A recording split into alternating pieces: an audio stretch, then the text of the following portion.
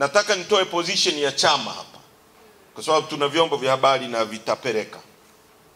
Msimamo wetu wa kulinda rasilimali za nchi yetu na kuzipigania kwa tone la mwisho la damu yetu uko pale pale na hatutarudi.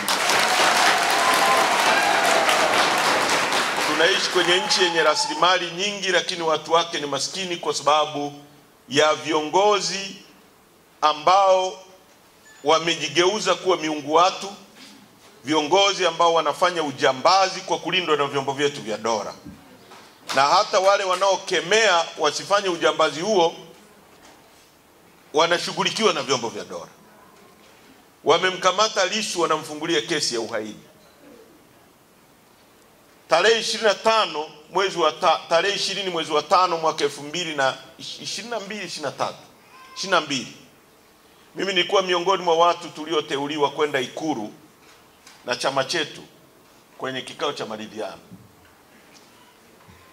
Na Rais Samia alituahidi kwamba cha kwanza, mambo yaliyofanywa na mtangulizi wake ikiwemo kuharibu uchaguzi wa mwaka 2019 na 2020, utekwaji wa watu, kudhulumu mali za watu, kuonea watu, hayatajirudia kwenye utawala wake. Hiyo ni kauli yake mimi nikiwepo Ikulu.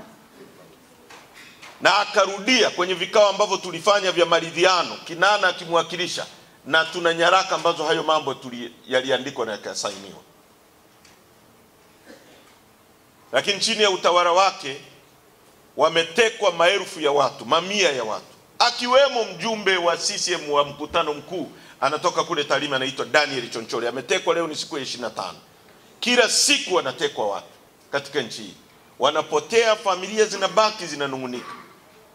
Hebu jiulize wewe, mtu unayemfahamu, mtu mzima, leo apotee, hujui kama amekufa, hujui uomboleze, hujui ufanye nini. Hebu fikiria mtu huyu anavyotesa familia hiyo kwa kiwango hicho. Fikiria mtoto wako, fikiria ndugu yako.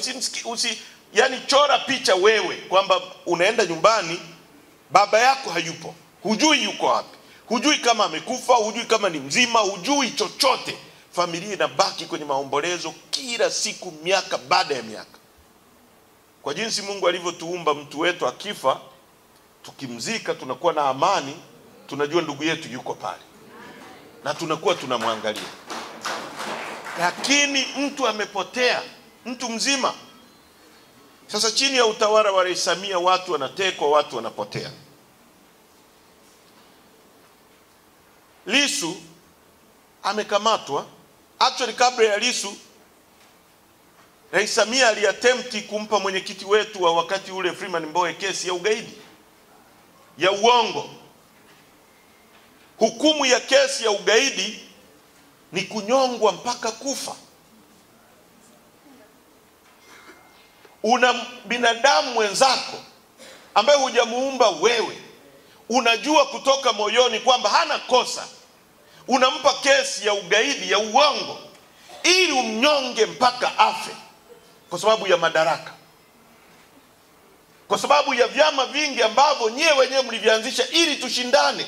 Sisi hatuko hapa kwa ajili ya kumsifia Rais Samia, tuko hapa kushindana naye, tushinde dola, tuweke sera zetu.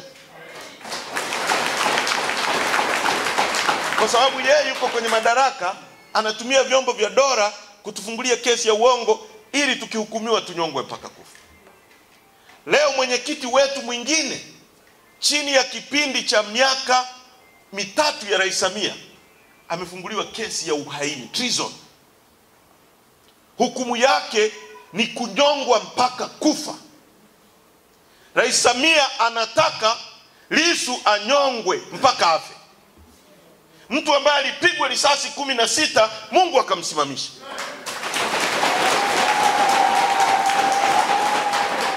Leo wanamfungulia kesi ya uongo. Ukisoma charge sheet, ni charge sheet ya kijinga, ni bogus charge sheet. Wanataka Lissu wamhukumu, wamuue. Hawa watu tutasemaje? Sio watu walio attempt kumpiga risasi 16 wakati ule. Tutasemaje hivi kama leo wanataka wamhukumu, wamuue? Sasa nataka niseme mbele yenu, mimi ambaye nimebaki nasimamia chama hiki, sitarudi nyuma, tunasonga mbele.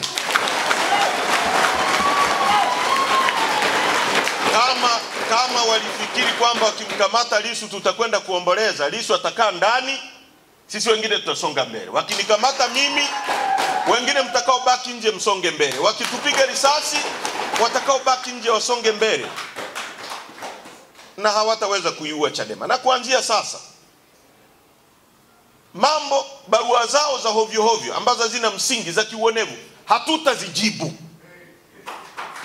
Wakitaka waifute Chadema kama wana nguvu hizo. Tunaelewana vizuri? ANC ilifutwa kabisa na makaburu wa Afrika Kusini. Kwa miaka 27 ulikuwa uruhusiwi kutamka neno ANC. Lakini ANC haikufa kwenye mioyo ya watu wa Afrika Kusini. Chadema haitakufa kwa sababu msajili anaifuta au si wanapiga mtu risasi au wanamweka mtu ndani. Chadema ni imani ya wananchi kwamba ni alama ya ukombozi, ni alama ya maisha bora. Sio swala la Lissu, sio swala la Heche, wala sio swala la mtu mwingine yoyote.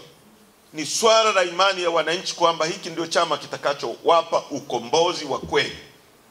Tunaelewana ndugu zangu? Kwa hiyo tunasonga mbele. Wamemkamata mwenyekiti wetu kesi ya uhaini ya uongo kwa sababu amesema madini ya nchi hii yanachukuliwa, yanakabidhiwa kwa wageni. Tulikuwa mkoa wa Ruvuma, tunakutana na maelfu ya maroli yanasomba makaa ya mawe. Tutazungumza kwenye mkutano wa hadhara. Watoto wetu wanabaki maskini. Makaa ya mawe ni utajiri ambao Mungu ameweka hapa ili tukianza kuchimba chuma tuwe na uwezo wa kukiyeyusha, kwa sababu umeme unaoweza kuyeyusha makaa ya mawe kwa gharama ya chini ni umeme wa makaa ya mawe. Sisi tuna chuma hapo Ludewa. Unapochukua makaa ya mawe unagawa kwa Wachina, wanaenda kujenga uchumi wao. Siku ukitaka kuyeyusha chuma chako, utaenda tena kununua kutoka nje urudishe ndani. Kuna akili hapo ndugu zangu? Kuna akili hapo?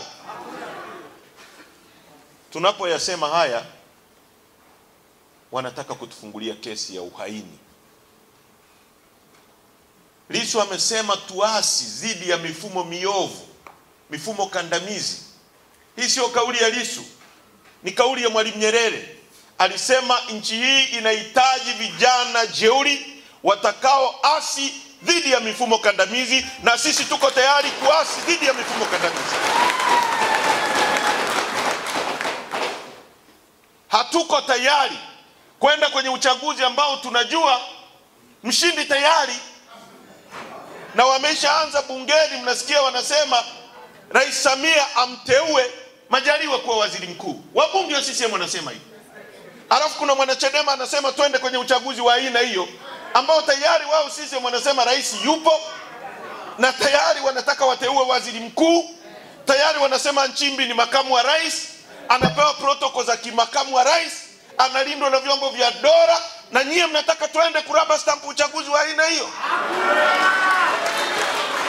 Twende kuupa uhalali uchaguzi huo? Rais Samia leo anaona mtu anayeweza kushindana naye, kama tukiamua labda kwenda kwenye uchaguzi ni Lissu, anampa kesi ya uhaini. Nataka tushiriki mambo hayo?